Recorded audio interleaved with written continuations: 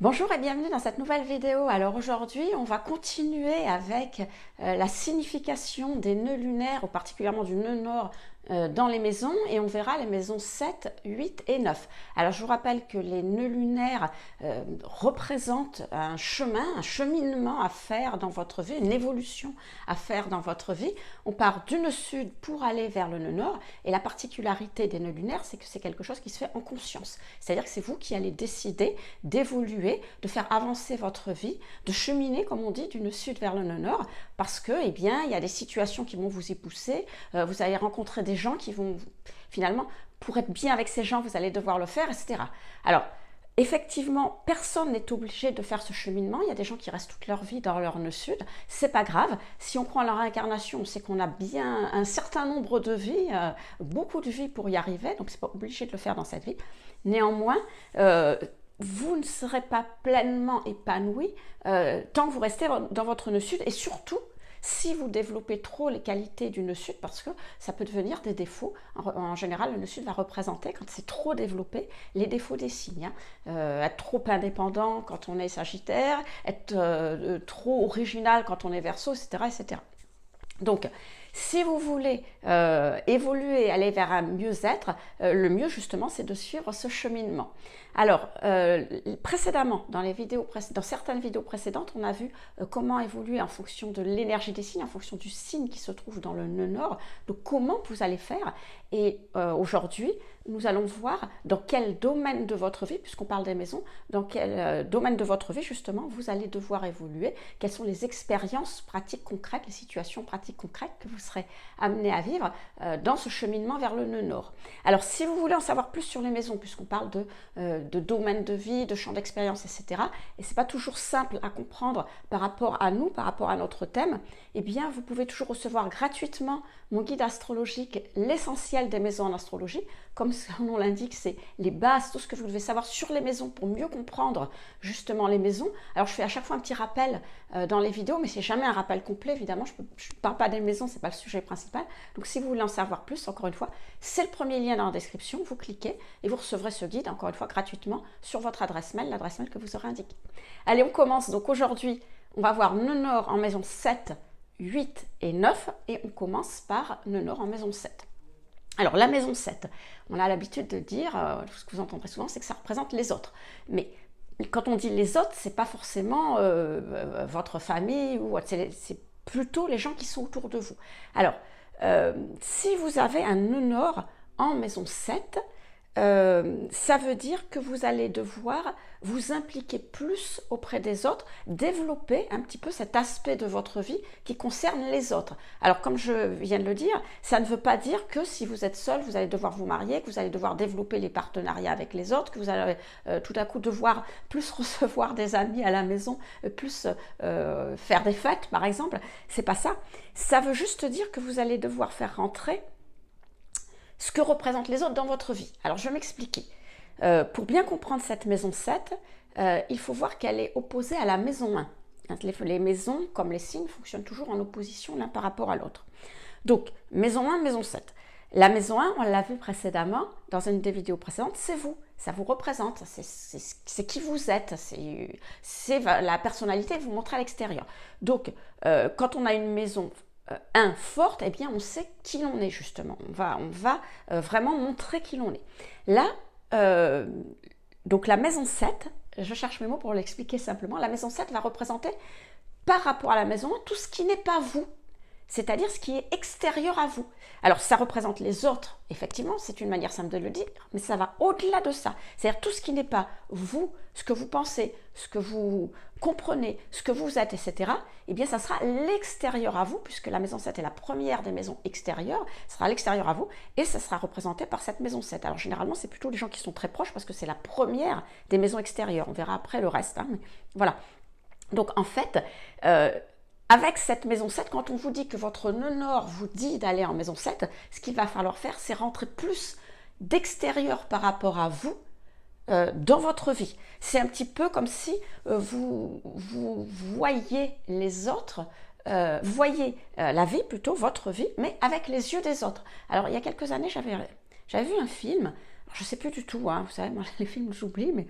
Et c'était deux personnes, un homme et une femme, qui se retrouvaient inversés dans leur corps, c'est-à-dire qu'ils gardaient leur mental, leur tête, leur esprit, mais ils se retrouvaient dans le corps de l'autre. C'est-à-dire, alors vous imaginez bien les situations cocasses, hein, la femme, quand le matin elle se lève, ben, qui ne doit pas se maquiller, mais qui doit se raser, le gars qui doit prendre l'habitude de, eh bien, d'habitude, il va dans sa penderie, il sort un t-shirt, un jean, et puis il s'en fiche. Là, il faut qu'il fasse attention à la manière dont il s'habille, etc. Donc, en fait, l'idée de ce film, c'est de bien montrer que comment on voit sa vie, mais quand on est dans un corps extérieur, avec les yeux de quelqu'un d'autre, etc., etc. Donc c'est exactement ça en fait cette maison 7, c'est-à-dire que vous allez devoir faire rentrer de l'extérieur, voir avec les yeux de l'extérieur, donc d'autres que vous, pour finalement évoluer et améliorer votre vie. Alors il ne s'agit pas d'oublier qui vous êtes, il ne s'agit pas d'être quelqu'un d'autre, il s'agit juste d'ajouter des points de vue extérieurs à vous, comme si vous étiez dans la peau des autres pour améliorer justement et faire évoluer votre propre vie. Bon, alors du coup, comme dans les vidéos précédentes, on va voir ce que ça donne avec les nœuds. Comment vous pouvez faire quand vous avez ce nœud nord dans cette maison, donc en maison 7, avec les signes. On ne voit pas tous les signes, on voit l'axe des signes qui est associé, c'est donc l'axe bélier-balance. Et on commence par, si vous avez le nœud nord à la fois en maison 7 et à la fois en balance, puisque on vous dit en général que c'est la même chose, c'est-à-dire donc que vous allez devoir voir l'extérieur avec les yeux de l'extérieur. Et la balance, c'est un signe qui recherche un petit peu l'harmonie, qui cherche les compromis. Donc il y a vraiment cette idée d'y aller en recherchant, en faisant en sorte d'intégrer, donc rechercher les compromis, rechercher la médiation, d'intégrer ce point de vue extérieur des autres à votre propre vie, et non pas, puisque vous avez le nœud sud du coup en bélier, et non pas de vous crisper sur ce que vous pensez, ce que votre idée de la vie, vos projets, etc. Parce qu'il se peut qu'avec un nœud sud en balance, vous ayez l'impression que vous êtes bloqué justement dans votre vie, dans vos projets, à cause des autres. Quelque part, c'est un petit peu comme si la vie, c'était un peu vous contre les autres, quoi. C'est-à-dire, c'est vous et vos projets ou c'est les autres. Alors, c'est pas ça. En fait, il faut intégrer les autres. C'est-à-dire que vous pouvez, au contraire, il faut garder vos projets personnels, vos idées personnelles. On ne vous demande pas de vous renier, mais en même temps, il faut s'ouvrir à ce que peut vous apporter l'extérieur, vous montrer l'extérieur, donc les autres, le conjoint, les associés, les partenaires, les amis proches, etc. Peut-être, pourquoi pas, mais voir un petit peu ce qu'ils peuvent vous apporter pour justement mieux développer vos propres projets, mieux développer vos propres idées, etc. Donc, je termine, oui, je suis en train de chercher ce que j'étais en train de dire. Donc là, j'étais dans le nœud nord en maison 7 et en balance, et on va voir maintenant si vous avez le nœud nord en maison 7 toujours, donc intégrez l'extérieur, mais vous avez le nœud nord en bélier, donc on vous dira en général que c'est l'inverse. C'est-à-dire que là ce qu'il va falloir faire, c'est vous allez devoir intégrer l'extérieur, mais y aller, quoi. Il va falloir vous bouger, il va falloir vous prendre en main, parce que avec un nœud nord en balance, avec un nœud nord en bélier, alors je répète pour pas tromper, nœud nord en maison 7 et en bélier, vous avez le nœud sud en balance. Donc avec un nœud sud en balance, vous avez tendance un petit peu plutôt à vous laisser aller sur vos acquis. C'est-à-dire que effectivement, vous comptez beaucoup sur les autres. Et c'est vrai qu'avec un nœud nord en maison 7, les autres vont vous ouvrir des portes, vont vous aider. Mais avec un nœud sud en balance, vous avez tendance à dire, voilà, ça va se faire quand ça va se faire, on va laisser les choses tranquilles, il y a un temps pour tout, etc. Et ce genre d'idées. Or là, ce qu'on vous demande, c'est que certes, les autres vont vous ouvrir des portes, certes, les autres vont vous aider, mais ce n'est pas eux qui vont faire les choses pour vous. Ils ne vont pas vivre votre vie à votre place. Si vous devez réaliser des projets, vous allez devoir réaliser vos propres projets, vous allez devoir faire des choses, il va falloir y aller, il va falloir justement aller voir les autres, aller vous ouvrir, mais de manière volontaire, ne pas avoir peur, et vous ouvrir à ce que les autres peuvent vous apporter, à l'extérieur justement, pour mener à bien vos propres projets, pour apporter de la nouveauté, des choses un petit peu différentes, un petit peu, comment dire, justement, autre chose que ce à quoi vous avez pensé, ce qui vient de vous, pour réaliser ce que vous avez à réaliser dans votre vie. Donc il y a cette notion d'aller chercher un peu à l'extérieur et pas d'attendre que ça vous vienne tout cuit dans la bouche ou que les autres fassent pour vous. On va passer à la maison 8. Alors, la maison 8, on a l'habitude de dire que c'est la maison de l'évolution, c'est la maison des grandes transformations, c'est aussi la maison des épreuves parce que généralement, effectivement, il faut voir que c'est une maison qui est un petit peu difficile à vivre parce qu'il va y avoir beaucoup de changements dans votre vie, il va y avoir des transformations. Ce que vous devez apprendre avec cette maison 8, c'est que, comment dire, c'est un peu l'impermanence des choses, que tout est évolution dans la vie.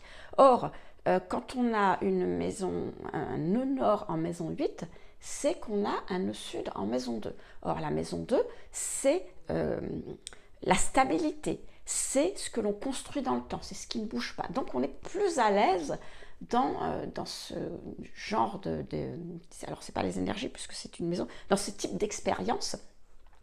C'est plus naturel pour nous, finalement, de garder les choses, qu'elles ne bougent pas tellement. Or là, ce que la vie vous demande, au contraire, c'est de faire différemment, c'est d'apporter des changements dans votre vie. C'est même plus que des changements, c'est des transformations profondes.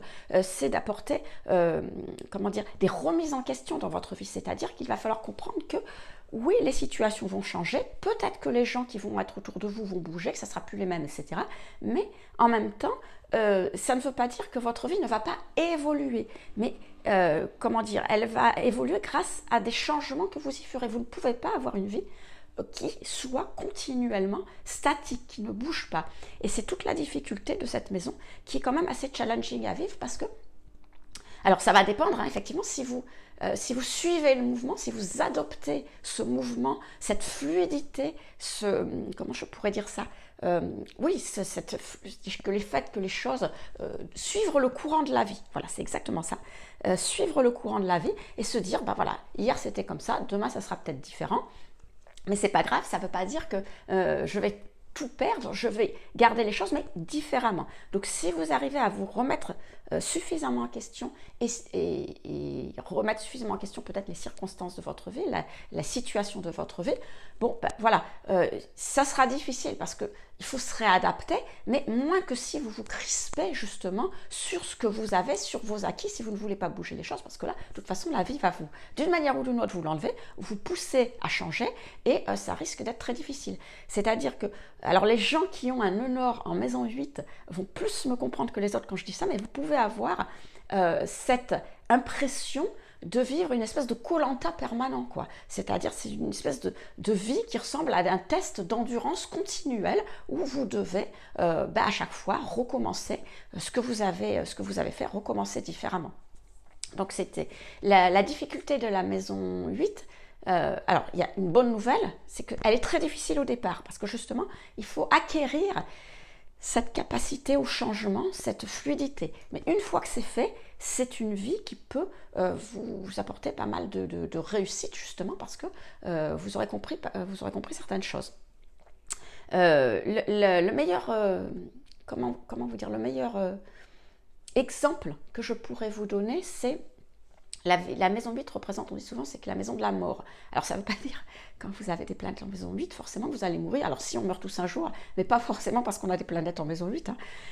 Mais c'est vraiment, cette notion de mort représente vraiment cette idée de changement. C'est-à-dire que quand vous mourrez, vous changez d'état. Hein. Vous passez d'un état physique à un état, c'est votre âme, c'est votre esprit. Vous devenez un esprit, vous n'êtes plus physique. C'est vraiment une transformation profonde. Et bien en fait c'est ça, la maison 8 c'est tout à fait ça. C'est ces transformations plus ou moins profonde que vous allez vivre avec plus ou moins de facilité. Alors voilà pour la maison 8, pour mieux comprendre ce que ça représente. Donc, quand vous avez un nœud nord en maison 8, voilà, attendez-vous à des transformations, des changements. Et ce que la vie vous demande, c'est de vous adapter le plus possible. C'est surtout de les accompagner, de comprendre que c'est nécessaire pour vous, pour cette vie, pour votre évolution. Alors maintenant, si vous avez le nœud nord en maison 8, et en scorpion, parce que finalement, c'est le signe qui représente le scorpion. Donc, on va vous demander quelque part d'accompagner ces changements et en essayant de comprendre, d'aller au fond des choses. Déjà, le scorpion, c'est quelqu'un qui ressent les choses. Donc, à la limite, c'est plus les ressentir que les comprendre avec le mental, bien sûr. Mais en plus, le scorpion, on dit toujours, c'est un petit peu le détective ou le psy du zodiaque. Hein. C'est une énergie comme ça, qui essaye de comprendre les choses, d'aller au fond des choses. Donc, effectivement, si vous avez un nœud nord en maison 8 et en scorpion, eh bien, essayez de comprendre peut-être le pourquoi du comment ça se passe comme ça. Essayez de vous analyser, de voir qu'est-ce qui se passe dans votre vie, pourquoi vous rencontrez telle situation, pourquoi certaines personnes vous demandent de faire telle chose, et puis d'y aller vraiment au feeling, je dirais au pif, hein, en ressentant les choses. C'est un signe qui est très intuitif, le scorpion. Hein. Donc, il ne faut pas hésiter à vous servir de ça. Maintenant, si vous avez le nœud nord en maison 8 et en taureau, alors vous savez, là, le taureau, c'est un signe qui est très patient, qui est très persévérant. C'est une énergie comme ça. Donc là, on vous demandera justement beaucoup de patience et de persévérance, au moins au début de votre vie, pour arriver à comprendre et accepter finalement qu'il y ait des changements dans votre vie et que ça se passe comme ça. Il y a une chose que j'ai oublié de dire à propos de la maison 8, je ne sais pas si je l'avais dit au niveau de la maison 2, mais je vais le répéter parce que ça peut être important. Vous savez, la maison 2 représente les ressources, la maison 8 aussi. Mais la maison 2 va représenter vos propres ressources. Alors, si l'argent, c'est l'argent que vous gagnez ou c'est les talents que vous avez. Alors que la maison 8 représente les ressources des autres, les ressources qui viennent de l'extérieur. Alors, donc, les ressources des autres, ça peut être les héritages ou autre, ou ce qui vient de l'extérieur, ce que les autres ont à vous proposer. Donc, si vous avez un nœud nord en maison 8, vous pourrez compter sur les ressources des autres. Ça aussi, c'est le bon côté de la maison 8, c'est que généralement, les gens vous aideront. Et ils vous aideront surtout matériellement. Ils vous apporteront une aide pour justement, dans votre vie matérielle, pour vous aider. Mais, donc, vous pouvez compter sur eux, mais en même temps, il faudra intégrer cette aide aux autres, mais ne pas compter que sur les autres. Hein. Surtout si vous avez un nœud nord en taureau, donc maison 8 et taureau, il faudra apprendre que vous avez aussi vos propres ressources et compter sur vos ressources. La particularité, alors ça ne va pas s'adresser à tout le monde ce que je vais dire, la particularité d'un nœud nord en maison 8 et en taureau, c'est que, comme je vous disais, le taureau doit acquérir la patience, doit acquérir les choses avec patience, avec persévérance. Mais si vous arrivez à comprendre que finalement, à travers cette impermanence des choses, à travers ces changements, vous allez pouvoir construire quelque chose. Vous savez, le taureau, c'est une énergie qui recherche sa sécurité intérieure. Et c'est à travers donc ce qu'elle a concrètement. Ses ressources matérielles lui permettent d'acquérir une certaine stabilité intérieure. Et si vous avez une énergie taureau et que malgré les changements, ou à travers ces changements, ou par ces changements, vous vous dites que c'est pas grave, que finalement vous trouvez, vous réaliserez quelque chose, malgré les changements, vous allez quand même continuer à avancer et réaliser quelque chose, et que vous arrivez à trouver cette stabilité, on va dire, intérieure, en vous disant, quoi qu'il arrive, même si ça change, je retomberai sur mes pattes, parce que j'ai la capacité d'avancer, d'évoluer, en faisant différemment, mais d'avancer, d'évoluer quand même et de construire, même si je construis comme ça, demain je fais un petit peu différemment, je construis différemment et que de toute façon, je ne serai pas seule parce que je peux compter aussi sur les autres et que les autres m'aideront, ce nœud nord en taureau vous permettra de sublimer, c'est le terme, des angoisses que vous avez, parce que le problème du taureau, c'est qu'il a des angoisses un petit peu existentielles parce qu'il manque de sécurité intérieure. À travers, je dirais, ces changements, à travers la compréhension, l'acceptation que des changements se feront quoi qu'il arrive dans votre vie, toujours, même si vous ne le voulez pas, il faudra les accompagner, vous pouvez sublimer ces angoisses et à la limite faire disparaître ces angoisses un petit peu existentielles que vous avez. Alors encore une fois, ça ne s'adresse pas à tout le monde, c'est un cas particulier, mais certains nœuds nord maison 8 et taureau comprendront ce que je veux dire parce qu'au fur et à mesure de leur vie, quand ils vont évoluer dans leur vie, certainement en deuxième partie de vie d'ailleurs, parce que c'est pas évident à comprendre, et en fonction des gens qui sont autour d'eux, qui les aideront ou pas, eh bien ils vont arriver à acquérir justement cette stabilité intérieure, malgré tout ce qui se passe, malgré les changements, malgré bien un petit peu ces épreuves qu'ils ont au fur et à mesure dans leur vie. On termine avec la maison 9. Alors la maison 9, vous savez, représente un petit peu, on dit que c'est la maison qui donne du sens, c'est la maison qui donne du sens à sa vie. Alors elle s'oppose à la maison 3 parce que la maison 3 va représenter tout ce que vous connaissez, vos apprentissages, mais tout ce qui est votre quotidien, tout ce que vous avez appris quand vous étiez petit, donc les connaissances pratiques, ça va représenter votre environnement immédiat, etc. Et la maison 9 demande, quelque part, elle demande à une quête de sens, c'est-à-dire qu'on va trouver du sens à sa vie, mais on va le trouver ce sens en sortant un petit peu de ce que l'on connaît déjà, parce que ce qu'on connaît déjà, ben on en a fait le tour dans la maison 3, donc voilà, les amis, les voisins, ce que l'on sait, on en a fait le tour, et maintenant, ben on va essayer d'aller voir ailleurs, autre chose, pour justement bien donner un sens peut-être plus profond ou différent à sa vie. C'est pour ça qu'en général, la maison 9, elle appelle, comme je dis toujours, à aller voir plus loin, plus grand, et elle parle souvent d'étrangers, alors étrangers au sens propre, c'est-à-dire aller à l'étranger, ou au sens figuré, c'est-à-dire ailleurs que ce qu'on connaît, étranger à ce qu'on connaît, donc plus loin que ce qu'on connaît. Alors cet étranger va dépendre évidemment de vous, hein. Si vous ne sortez jamais de votre ville, de votre famille, des connaissances que vous avez et que vous êtes un petit peu toujours, on va dire, dans cette zone de confort assez réduite, et bien dès que vous allez mettre un tout petit pas à l'extérieur, que vous allez, mettons, aller à Paris, si on parle de voyage, ou sortir de vos connaissances, vous allez être dans cet étranger. Donc, mais si vous avez l'habitude de sortir plus de votre zone de confort, eh bien, l'étranger sera vraiment plus loin. Ça peut être des voyages très lointains, ça peut être des connaissances plus approfondies, etc. Donc, il y a vraiment cette idée avec la maison 9 de zone de confort qui est en maison 3 et dans laquelle on sort quand on arrive dans la maison 9, où il faut élargir tout ça, il faut l'agrandir avec des nouvelles connaissances, des connaissances plus intéressantes, plus profondes, des voyages, parce que les voyages ouvrent l'esprit, etc.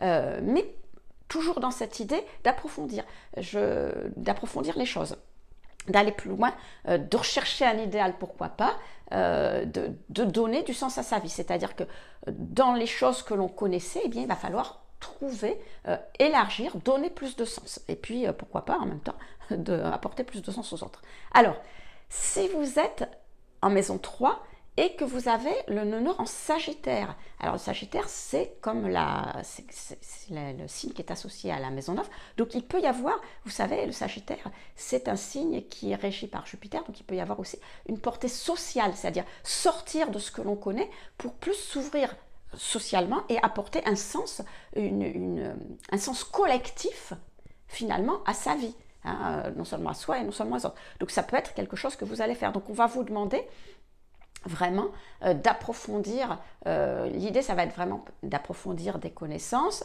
d'approfondir, peut-être voyager plus, mais il y a l'idée de s'ouvrir à plus de collectifs autour de soi pour apporter quelque chose finalement à ce collectif. C'est-à-dire que, comment je pourrais dire ça, il va falloir vous ouvrir à la fois physiquement et intellectuellement à des choses nouvelles, aller vers un idéal et peut-être apporter un idéal aux autres. Donc on est vraiment dans un approfondissement et une ouverture beaucoup plus grande.